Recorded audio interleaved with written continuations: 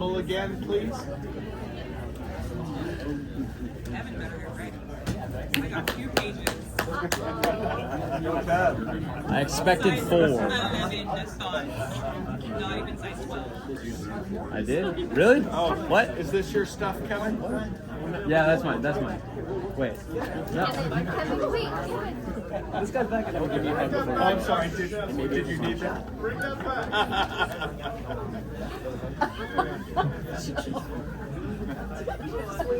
All right. Michael, you can loosen up that title. There you go.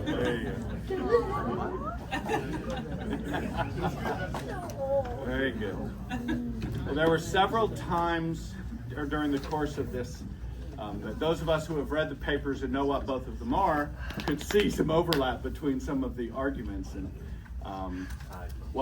Kevan will be coming up to do his defense of his thesis on the reestablishment of the traditional family. So what you will see is continuing to discuss this theme of the relationship of your Christian worldview and your political philosophy. So I think that's an enduring theme that both of these young men have been emphasizing tonight, which is an excellent topic for discussion, and it's one of the things that we emphasize here in Geneva. So tonight, Kevan will now be defending his thesis on the reestablishment of the traditional family.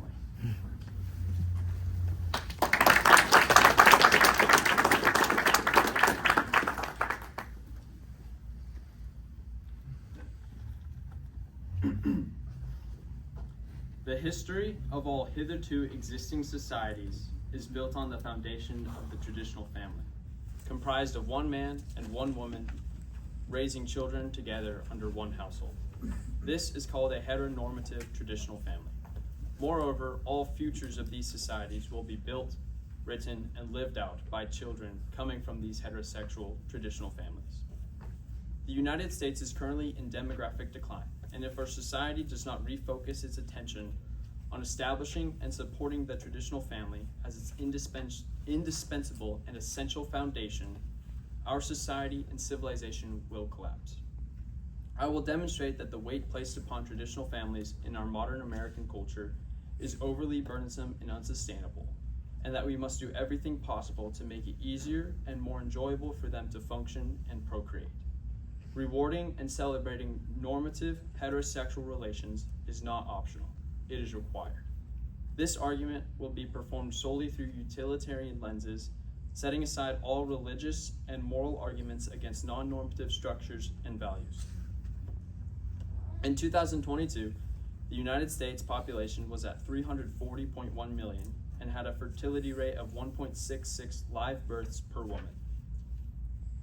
This rate of 1.66 is indeed 0.4 births below the ideal replacement rate of 2.1, and therefore will ultimately result in a future where only 83% of our current population is replaced. Americans need to have more children in order for this great nation to have a future.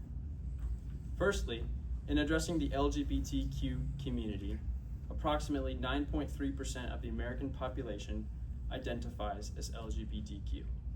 This body of 32 million individuals, if faithful to its stated sexual norms, does not and cannot procreate. This lack of ability forces a heavier load on the heterosexual females.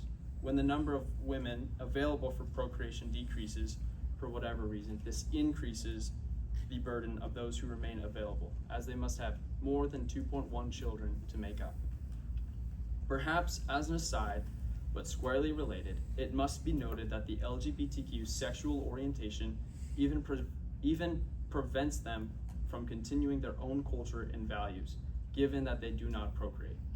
Thus, it must be noted that for the LGBTQ community to have a legacy through lineage, they must either abide contrary to their sexual orientation and have relations with the opposite sex, or they must find children from heterosexual families to take in.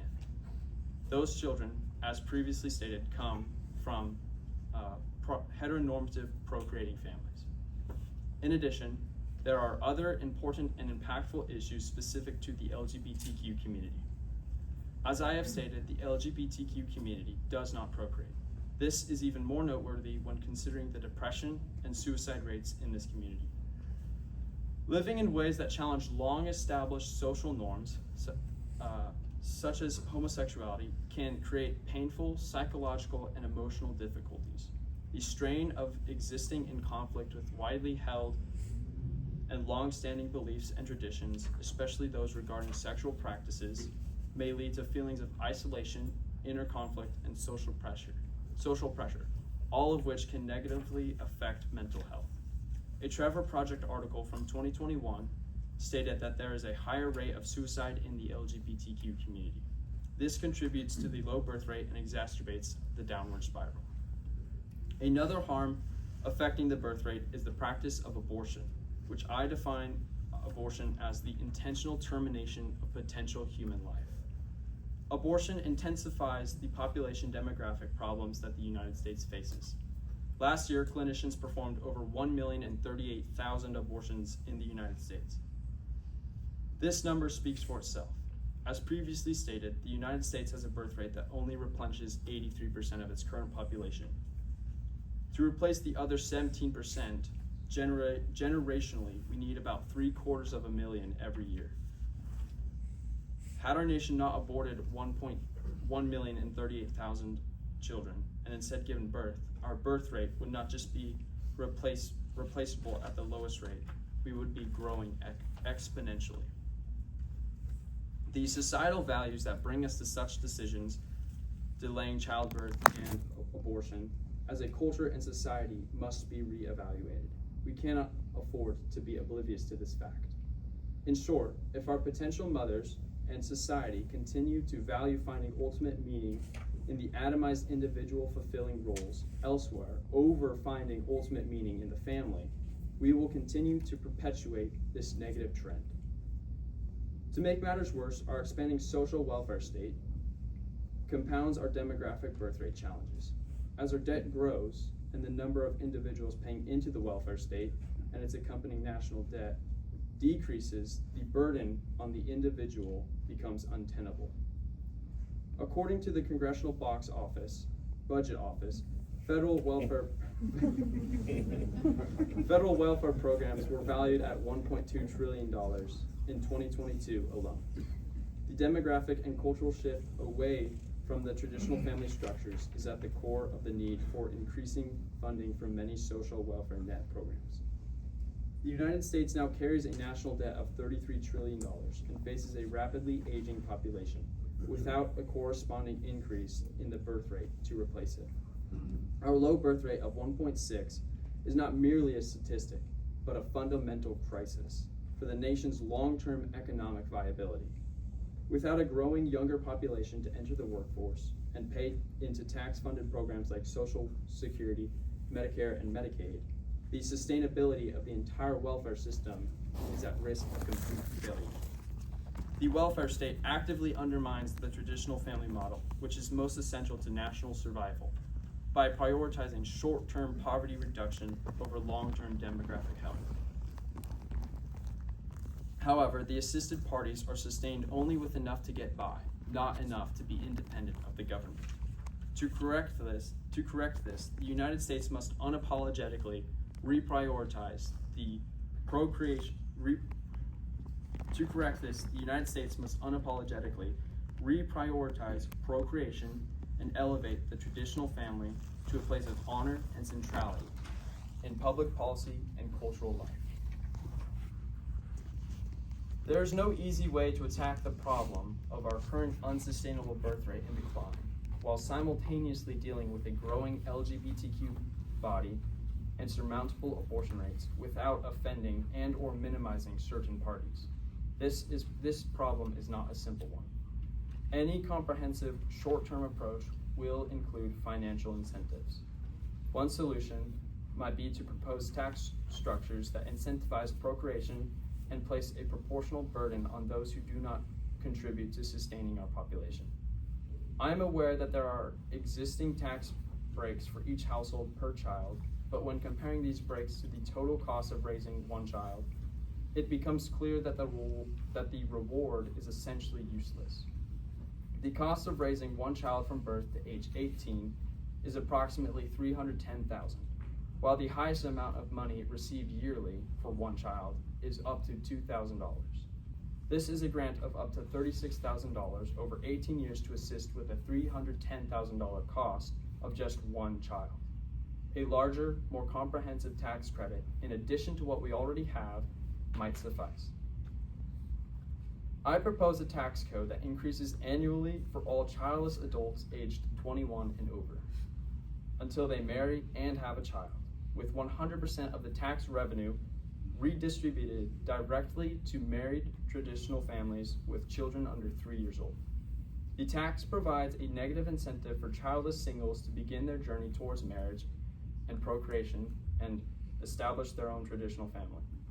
Simultaneously, it will financially reward those who have already done so. The target group of unmarried, childless individuals includes all sexual orientation who do not procreate in order to avoid discrimination. Of course, it would be appropriate to grant exemptions from this tax burden to individuals who are medically unable to reproduce, as well as to those who are with sincerely held religious beliefs that conflict with marriage and or procreation. To balance the negatives of childlessness and positives of procreation, the tax over one's life should cover at the very least the cost of raising one child from birth to age 18, which I have previously stated is $310,000. To find the annual tax rate, I must take the average price of raising a child for 18 years and divide it by the 59-year difference between the average life expectancy of 80 and 21 years when the tax will begin. The $310,000 cost divided over 59 years of childlessness results in an annual tax of $5,254 for an individual. This cost, taken out of childless adults, would go directly to married couples with a child under 3 years of age. From a utilitarian perspective, this is a fair assessment. If one so chooses to live without having children, their reasonable burden is to pay up to $310,000 in lifetime tax. But if one decides to have children, then they shall receive $5,254 every year for every child under 3 years old. I understand that nobody likes to be taxed, but in a time of repopulation crisis, which can only be fixed through sex, I have designed a tax proposal that will give citizens the freedom to choose what they want to do. Either pay money to those who have kids or to have kids themselves. Offering a way out of financial burden by creating families will motivate those who put off having children until their 30s and 40s to reconsider and do so earlier. The easiest way to get the birth rate up to sustainable and even beyond rates, seemingly overnight, is to eliminate the practice of abortion. There are over 1 million terminations of potential life performed every year. Stopping that practice would help America grow triumphantly. But stopping the practice of abortion entirely is highly unlikely, so making abortions more expensive might help. Raising the prices of abortion from $2,000 in the third trimester to between $20,000 and $30,000 would prohibit and reduce the commonality of the practice. In step with this, we could simultaneously pay mothers who would have or want to have abortions to come to terms with their pregnancies and deliver the baby. All their medical expenses could be paid, and the child would be taken off their hands. Instead of enabling the ending of the child's lives through cheap medical procedures, we can incentivize adoption with monetary rewards, paid expenses, and paid trauma recovery. Some plausible short-term solutions to solving the declining birth rate and the destabilizing cultural shift away from the traditional family include taxing adult childlessness, incentivizing procreation, regulating and or abolishing abortion, and encouraging adoption. These solutions are designed to raise and encourage birth rates quickly. However, to achieve long-term progress spanning generations, changes to tax codes and monetary grants are ineffective. Something more meaningful must be done. The reason we currently have a birth rate problem in America is because Americans do not value life as they ought, nor as we used to. A national cultural revival that unapologetically affirms the traditional family as the cornerstone of American identity, and prosperity is needed. The LGBTQ community has experienced significant growth over the past few decades. In that time, the direct relationship between LGBTQ community growth and dropping birth rates is clear. As the LGBTQ body grows, the average birth rate of the nation decreases.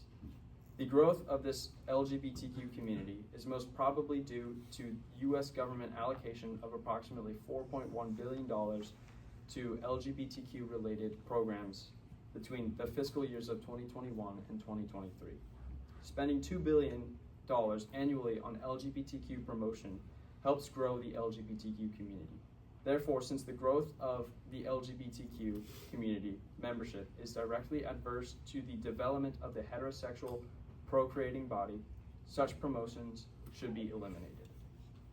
Promoting sexual practices that take credibility away from the only sexual practice that establishes itself continually and redistributing it to sexual practices that do not contribute to the alleviation of a collapse of society is an economic evil. If the funds directed to the LGBTQ community, which helps them grow, could be redirected to the heterosexual community, both parties would benefit. The government's attention, financially and otherwise, should be reallocated to the procreation family. Throughout history, scholars and philosophers have emphasized the power entertainment has on its culture. A single snapshot of an entertainment product is enough to determine a society's cultural values and the direction its people intend to head. In the United States, the entertainment landscape has adopted a consistently progressive agenda. For the past 2 decades, media giants like Disney and Netflix have heavily invested in the LGBTQ advocacy, using their platforms to normalize lifestyles contrary to traditional family structures. Scenes of LGBTQ individuals displaying affection in movies have been incorporated to target a specific demographic and convey a particular message. The media landscape has undergone significant changes with a focus on being more inclusive and affirmative. Media is selling its consumers LGBTQ ideology and affirmation and attempting to establish it as the new norm.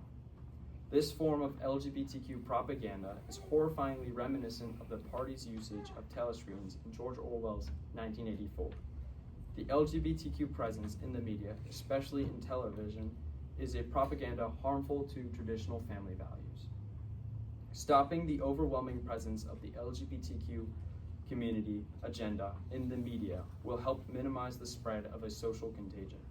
For American culture to thrive again, we must elevate the traditional family and appropriately value conventional family structures. This value must be represented in our media and entertainment. However, this cannot be done through government force or incentives, because controlling the media is dictatorial censorship at its finest. Thus, the solution depends solely on building a cultural consensus to return to traditional heteronormative values and behaviors within the media. Another possible solution, perhaps more effective than any other, is to exempt all mothers who have successfully raised 5 children to the age of 18 under one household from paying federal and state taxes for the rest of their lives. This could coincide with or replace the tax code that I just previously proposed.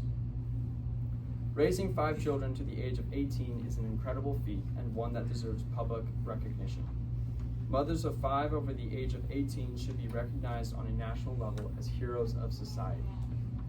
Equating mothers of 5 to heroes is sensible, because heroes put their bodies on the line to save others, while mothers put their body on the line to create others and preserve culture for others.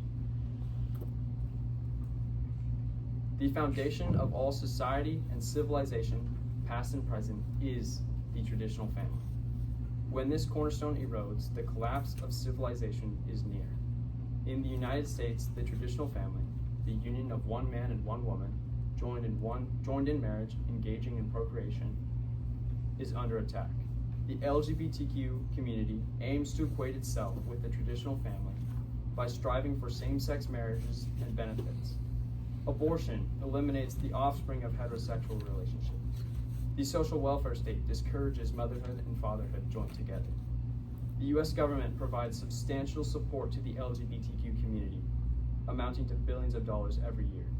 In every aspect of society, the traditional family is being preyed upon and sabotaged. This should not be. Americans need to wake up to this fact, that the death of heterosexual normality is the death of the nation. To prevent the collapse and rebuild what has fallen, Americans need to resurrect their love and support for the traditional family. We must look upon the traditional family as the source from which our nation, narrative, and livelihood originated, and protect, preserve, and provide for it with everything we have. The heterosexual, procreating traditional family was what this nation and all nations were predicated upon. However, our country's culture is now planting its roots in new, untested soil. Age-old traditional norms now find themselves at odds in competition with other new norms. In Abraham Lincoln's House Divided speech, he recognized that the United States cannot have two sets of values contradicting one another. He believed his nation must become all one thing or all the other, or it would collapse. Although he was dealing with the issue of slavery in his speech, his wisdom could still be applied to the various sexual orientations within our nation's culture. Our country is divided between standing on the foundation of the traditional family and on values of the radical, individualistic LGBTQ pro-abortionism. And it cannot stand. America, both government and people alike, must uphold one above the other. I believe that if we want to see the success of America in the future, it should be the heterosexual, procreating traditional family that we uphold. Thank you.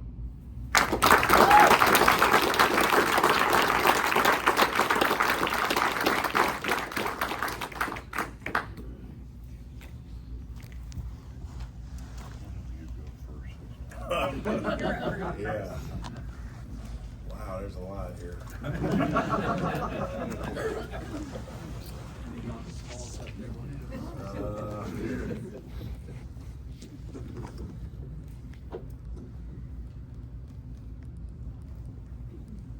Mr. Trenkle, I want you to condense this down into one statement about what you're really trying to impress here. Okay. So, with abortion and the rise of the LGBTQ body, the heterosexual practice has almost become a minority, or it has become dictated by the minority.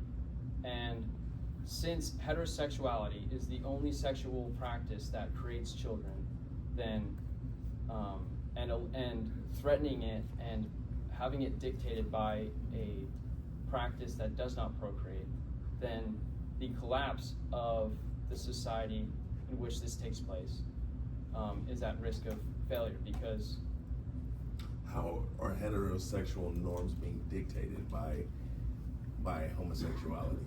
Well, the LGBTQ ideology is Are you saying that LGBTQ ideology is attractive to young people? I think so, yes.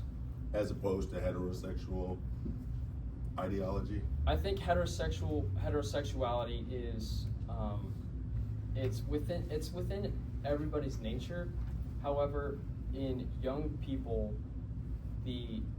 there's a larger desire to rebel against our nature.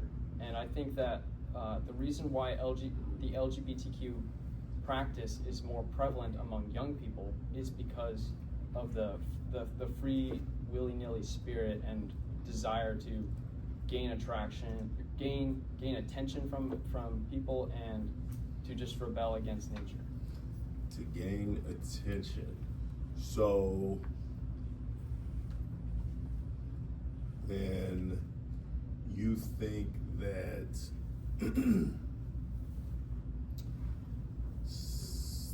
the swimsuit edition of Sports Illustrated is aimed at homosexuality?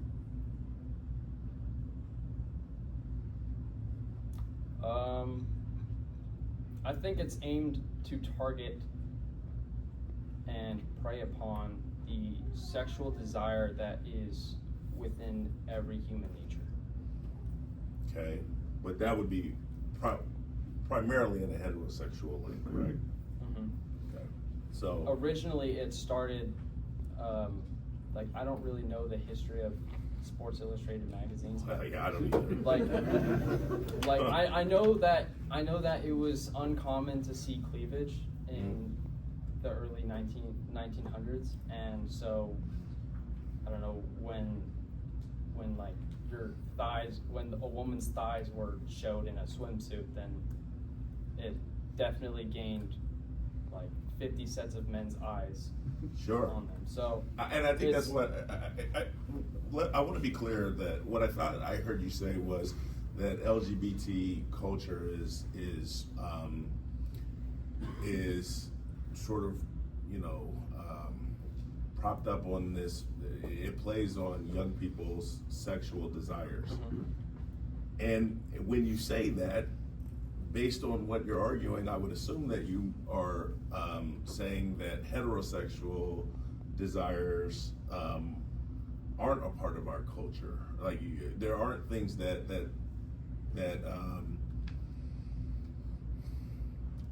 play on our own heterosexual desires. Am I wrong about that? And let me kind of make this easier to digest. We talked earlier about what's the distinction between moral values. You heard this conversation in Islam that versus Christianity, right? Okay. So if you're saying that you have some concern that homosexual ideology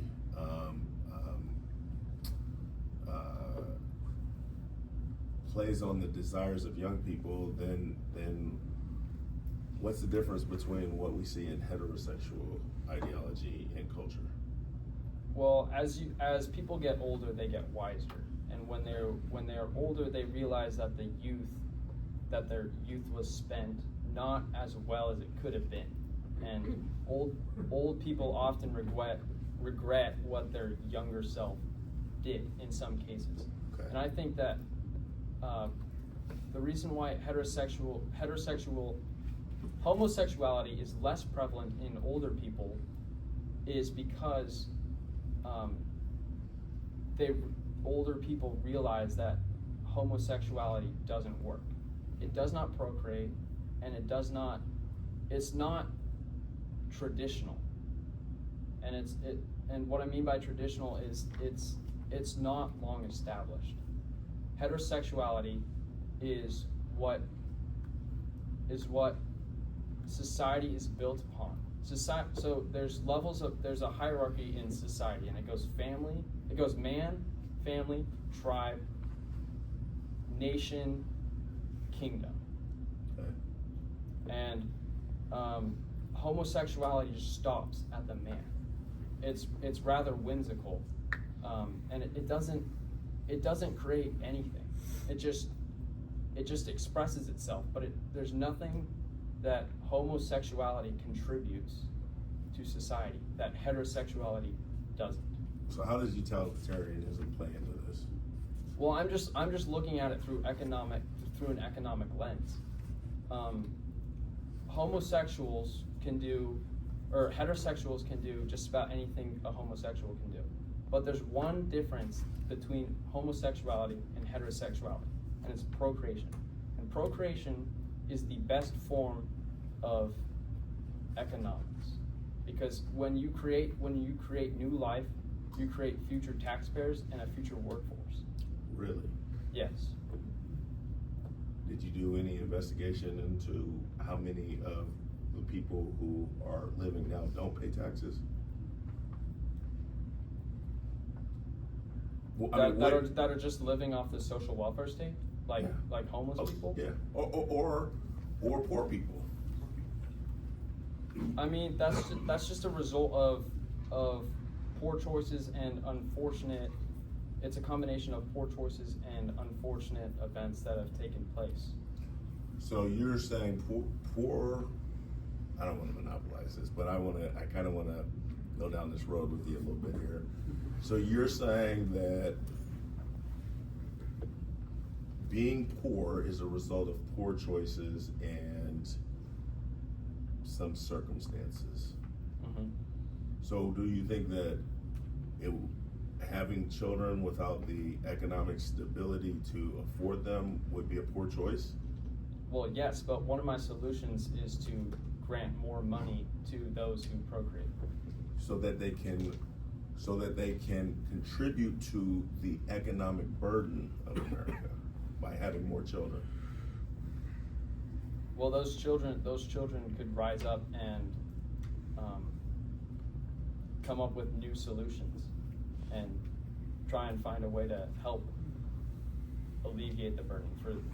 So for the first 18 years of their life, they're going to be an economic burden on the United States. Wouldn't you agree with that?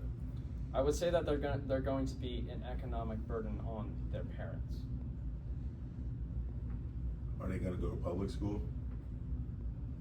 I go to a private school. You go to a private school. How many students are in your school? 150.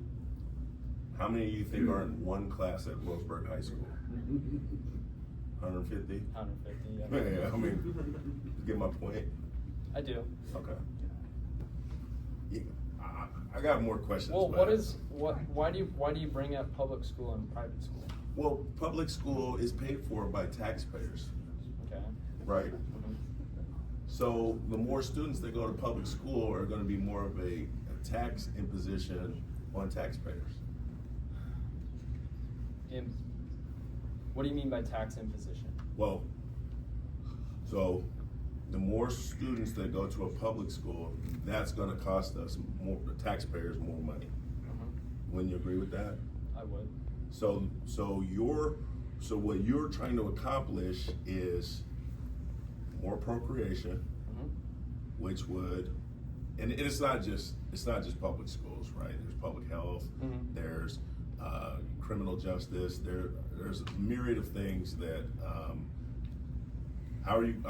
and I would speculate that where you're going to see more procreation is in some of these poorer communities that rely on their family to provide in a myriad of ways. Wouldn't you agree? So what you're saying is that because they're already in an unfortunate financial position, having more children would further create a heavier burden? Is that what you are saying? What I'm saying is that the more people we have, the more money it's going to cost. Do you agree with that? Yes. Yes. Okay. If you were going to say no, I was going to tell you I was going to vote for you for whatever position you ran for, so we can figure that out. This is really convoluted. You're talking a lot about economics, and really, isn't that what we're talking about in terms of birth rate? Right? We're at a place of birth decline because that is, and I don't know how to infuse this with economics, but we're in a supply and demand balance. Wouldn't you agree with that? I would. Yes. So it's not really homosexuality that's the problem. It's just we're at a place in our culture or in our history that isn't demanding a larger birth rate. That's right. We are in demand of having children, and homosexuality is not the problem. What is the problem is that we are not we are not having enough children. And the reasons behind why we are not having enough children is because of the rise of the LGBTQ, homosexuality, and the rise of abortion. And abortion eliminates a million children almost every single year. Okay. You guys jump in here. As the nation develops, and we're very developed, is there a need for as many children? Well, if we want to continue the nation, yes. Unless you rely on immigration, but when you rely on immigration to fill in your needs, you lose the nation's identity. If you look at the Roman Empire, whatever territory they conquered, they just gave them citizenship, and then eventually they had Asia and Britain all Roman, and it wasn't really Roman. They kept their culture and put the name of Roman on top of it, and so it divided it and created conflict within itself. So are you arguing for procreation as a way of maintaining American culture? Like that's your goal. The Yes. end goal is our culture stays the way it is right now. So you think that our American culture is worth saving? I think it is. I think the American nation is worth saving, but the American culture is to be reformed. What about our nation is worth saving? Well, it's history. What about it? Well, the history and the narrative of America is really similar. It's very similar to the history of the Hebrew people of Israel in the Bible. You know, in Exodus they fled Pharaoh. They fled a tyrant, and they crossed over the river, or they crossed over the Red Sea and into uncharted territory. America fled the tyrant of King George III and crossed over the ocean of the Atlantic and established 13 colonies, and then, you know, as time went on, it grew in power, and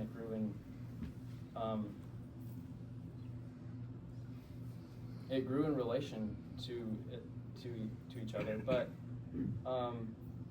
you know, that history, that memorabilia, or that nostalgia is worth preserving. Just the nostalgia is? Well, there's I mean, isn't the like kind of America. definition of that is that it's just in your mind, that reminiscence of it? I suppose. But also, America has, you know, we have a democratic republic, and we have the freedom of speech, and we have the freedom to live how we choose. However,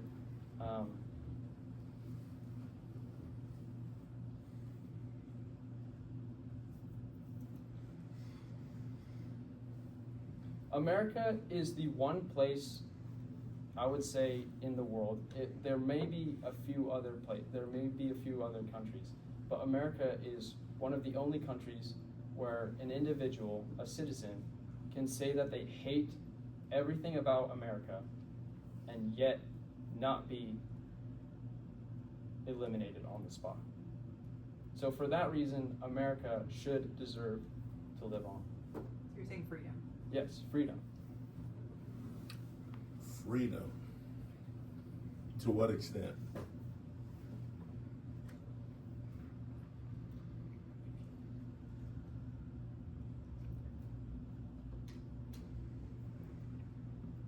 Freedom to the end of the period when freedom can no longer be given or accepted or allowed. So freedom to the point of when people are stabbing themselves, where everyone is committing suicide, and the point, or everyone just dies. Okay. So the reason I asked about freedom is because you propose limiting people's freedoms, don't you? I would say I propose a rather monetary enforced suggestion. I see. But so no. I mean, but let's stay on this for a second. You're proposing the limitation of Americans' freedoms, aren't you? Sexual freedoms. So, as long as it is sexual in nature, freedom shall be limited. Kevin Trenkle, right?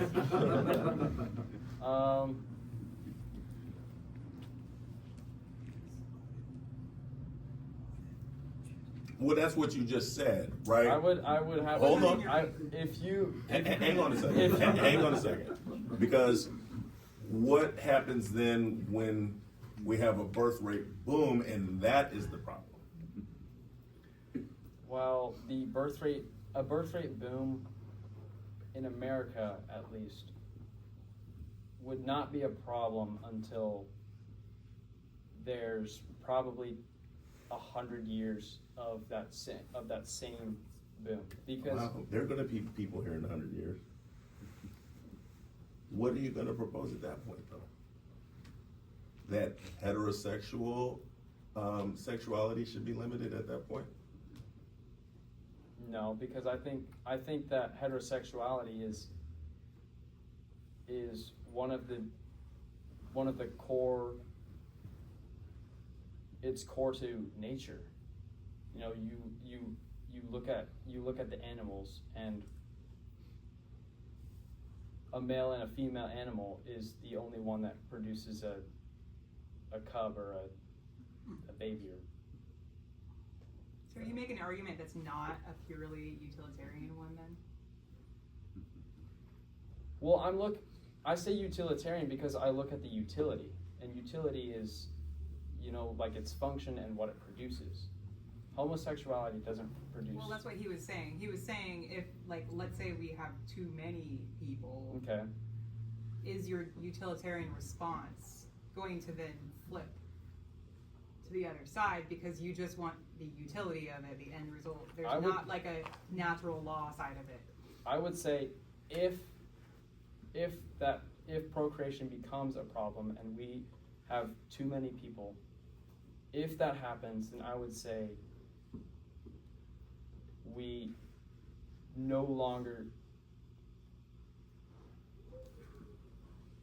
should no longer incentivize it as much as we did. But I am not saying that we should, if we have too many people, that we should just kill everybody. I'm not saying That's that. good. Well, Mr. Trenkle, are you proposing that sexual deviance only exists in the LGBTQ community? No. Okay.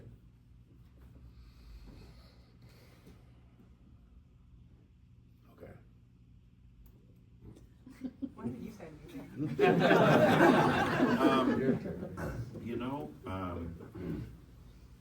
I for whatever for reasons I can't explain very well, I have a tougher time putting my thoughts into question form with this one, and I didn't want to just monologue and, because this is about you, not me, but I guess part of me just wonders, like, what's the intended audience for this? Are you trying to build a big tent and recruit people to this pro-natalist viewpoint? Is this primarily a pro-natalist paper, or is it getting after the LGBTQ, however many freaking letters follow that now, I lost track, agenda? That's a really good question. Originally, my paper I set when I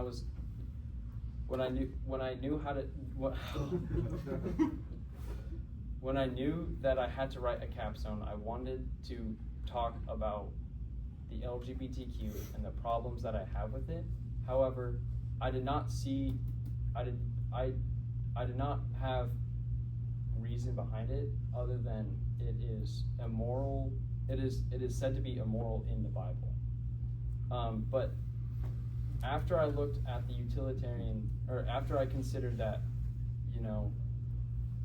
homosexuality does not procreate and heterosexuality does, and like all the points that I like, abortion and the social welfare state. After I found that,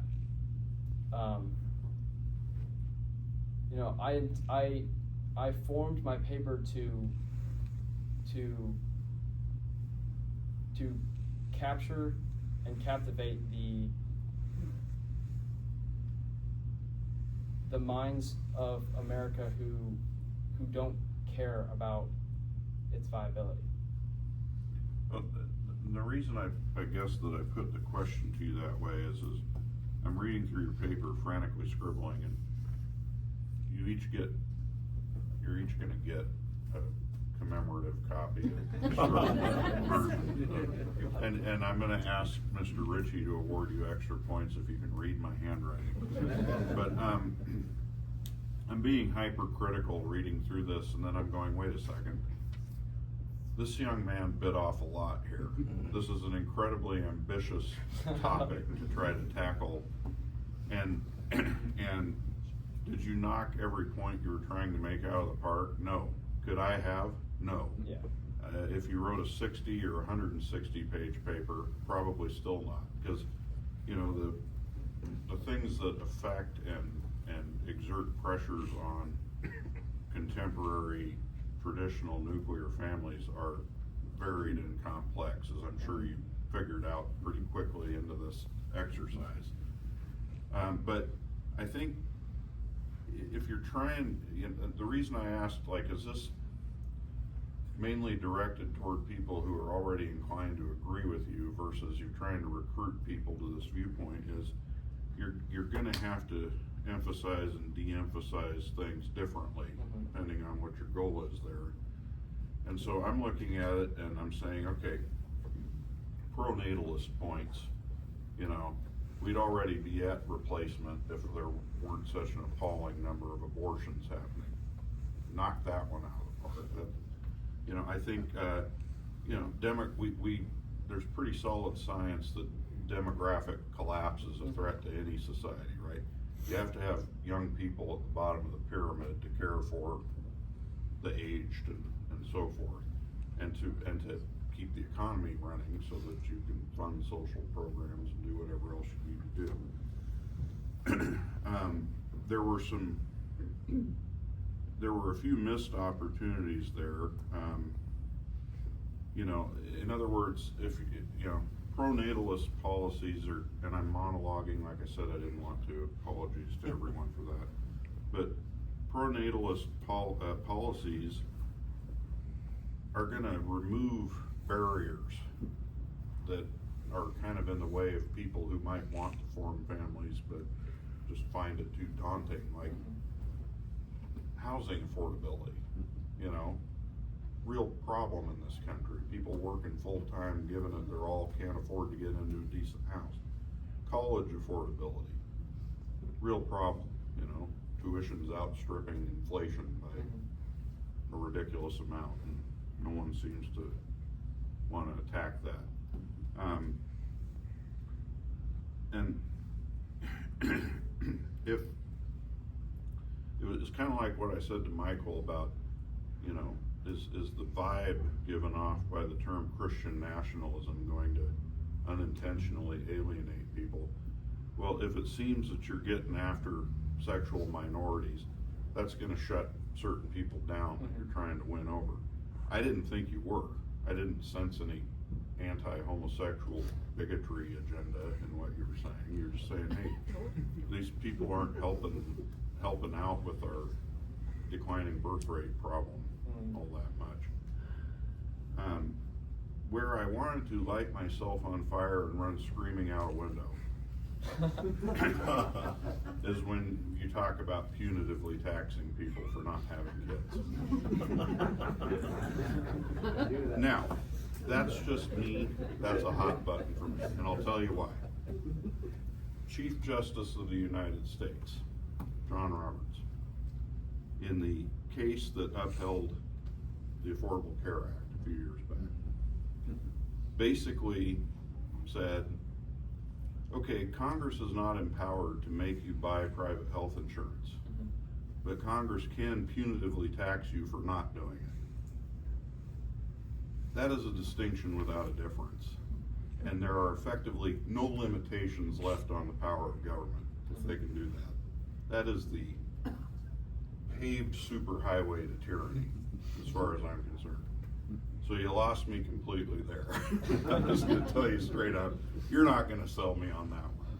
But anyway, the points that you made well with that definite exception. You just bit off a lot, and I mean, very ambitious. I'm telling you straight up, I could not have done better.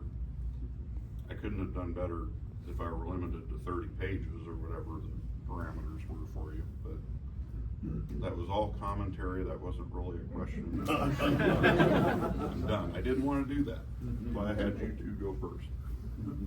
I guess I got a question. You cited the growth of the LGBTQ as representative of the decline of the birth rate. What is the time period you're talking about?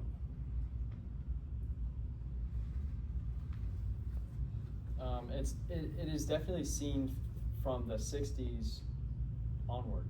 So the last 60 years. In 1960, before the Stonewall riots, which was when I think the NYPD, the Stonewall riot, the NYPD broke into a gay bar and just beat a bunch of people for being gay, and that sparked the LGBTQ movement. Before that, our birth rates were, I think, if I recall, 3.84 live births per woman, and from the moment the Stonewall riots occurred to now, the birth rate and the fertility rate of America has dropped to 1.6. So that's almost 100%, or almost 50% of what it was. So with the growth of with a 10%, with a 9.3% of the population outwardly expressing their homosexual LGBTQ orientation, our birth rate has decreased 50%. And so have we ever, so a couple of things. One, have we ever experienced a birth rate decline of a similar nature prior to that time period? Well, perhaps during and right after the world wars, when a lot of males and men died or were physically impaled, or not impaled, and impaired from having sex. Yeah. I want to talk about the mother thing, because you just said the birth rate was like 3 point something per woman. Mm-hmm. What role do you see the women having in this? I'm just wondering, could you have taken out the whole, and I'm not going to say the LB thing, Yeah. I'm going to call it queer. Okay. Do you think that women actually have more of a role in this problem than the queer community?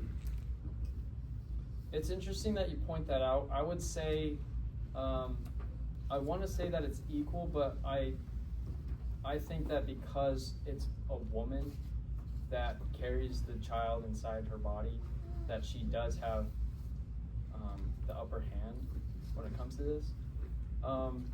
Around the 60s, it was feminism preluded, the third wave in the 19th century of feminism preluded the rise of the queer orientation.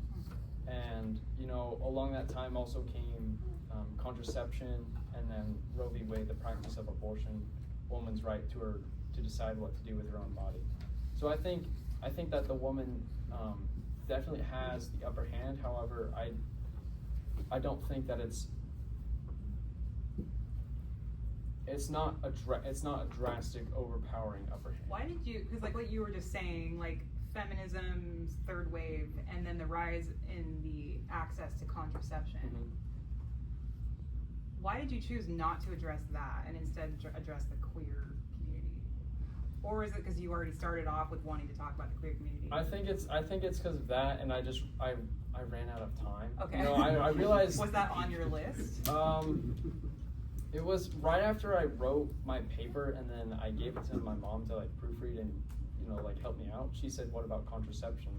And that was like a week before Okay. the paper, and so it's like I didn't have a lot of time, and I also realized I didn't even touch on divorce. So Okay. You said in your paper, if our potential mothers continue to value finding ultimate meaning in the atomized individual fulfilling roles in the global market over finding ultimate meaning in family, we will continue to perpetuate this feedback loop. So what do you mean by the atomized individual? I can't remember what page it was on. It was like second half. I'm trying to find it. I just remember trying to say this out loud to my husband, and I had a really hard time and I had to practice. If our potential mothers continue to value finding ultimate meaning in the atomized individual fulfilling roles in the global market over finding ultimate meaning in family. Do you remember what you meant by the atomized individual? I was just kind of curious about that phrase. Yeah, I think that was in the section where I talked about the social welfare state.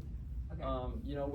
With World War II happening in the 40s, it allowed a lot of women to go into the workforce, and then after World War II, women wanted to stay and work, and so from that point on, women in the workforce became more common, and they did not want to go back to being like the trad wife and stay at home and be a baby maker, and so they found, I would say that women overall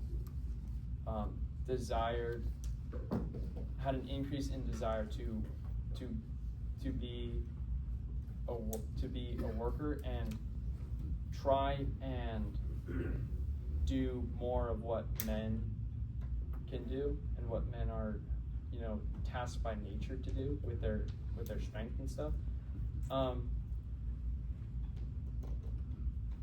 Can you remind me of your Well, I question? was just wondering what you meant by atomized individual. That was just a just curious like their desire to stay in the workforce. Okay, do you think tax incentives are going to be enough to reverse the trend of women not wanting to be mothers as their job? No. So what would do that? Well, ultimately, it as Michael said it in his, there needs to be a cultural revival and there needs to be a reform in values. Okay. And I don't think taxing someone can make them taxing them in order to do something, taxing them to Like, get would they them to just do work something. more in order to pay the tax so they still could have their atomized individuality? Perhaps. I got a question. I think you pretty clearly point out that the LGBTQ community is a problem for the birth rate. Mm-hmm. What is the solution with respect to the LGBTQ community? Try to make.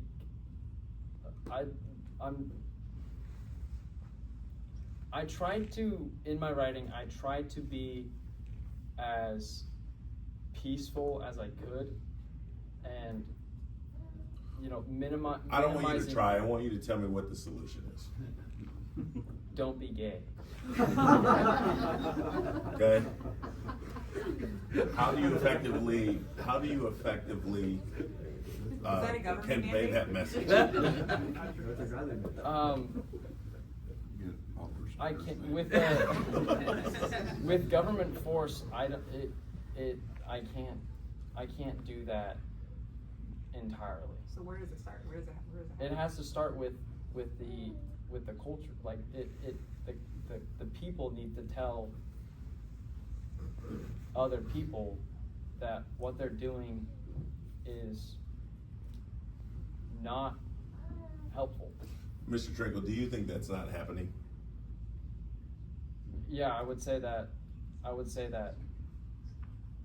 You don't think there's criticism of the LGBTQ community? No, I think that there is criticism. However, with the U.S. government backing and celebrating LGBTQ sexual orientation with a Pride Month, I think that the government is clearly giving giving its approval over the queers,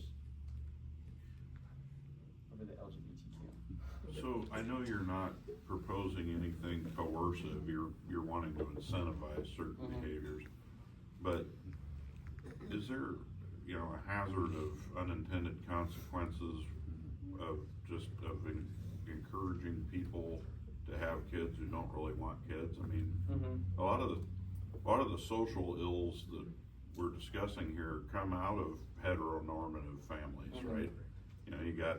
You may have married heterosexual parents, but they're negligent or addicted or immature parents, and they're not doing any better job with child rearing than some of these unconventional arrangements would be.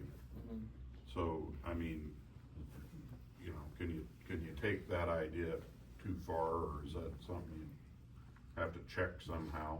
Yeah, absolutely. I think no matter what policy you impose, there's going to be the evils of the human nature that seep through and seek to exploit. I think that the rise of deadbeat dads and malevolent mothers would could potentially could potentially rise. However, my solution is not touching that, and it's not trying to fix that. It's trying to fix the problem that we don't have enough people being born, and we're going to die getting older.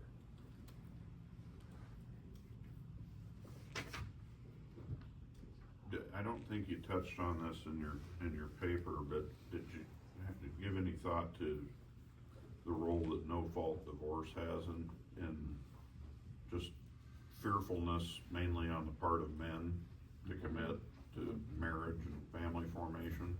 I did not really have divorce in mind. However, I can tell you that I don't like the fact that no-fault divorce has become prevalent. And I don't know the statistics of how many divorces occur, and what, like, if it's a no-fault divorce, or I don't know, adultery or something.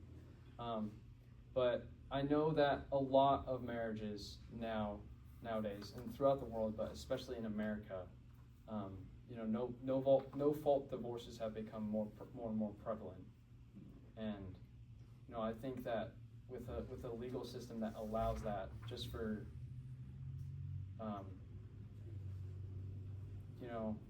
like, why would you even engage in marriage if you know that if your spouse doesn't please you in 3 weeks, then you could just get a divorce and find a new person? Like, that doesn't make sense. So I don't like that in the legal system it allows no-fault divorce. You're saying marriage has been devalued? Yeah, marriage has been. By incentivizing it monetarily, aren't you going to just continue to devalue it more? It's like inflation. I think potentially. I think in short, yes, but in the long run, I think that if because my tax code proposal only gave the monetary rewards to married couples, not to just two people who had a baby out of wedlock, so I think that it would cause, or it would spur up a bunch of people to go get married and have a child, so they could get that money. But if that marriage doesn't really mean anything, like, is there really a superiority of that over people having a child out of wedlock? I think that like, does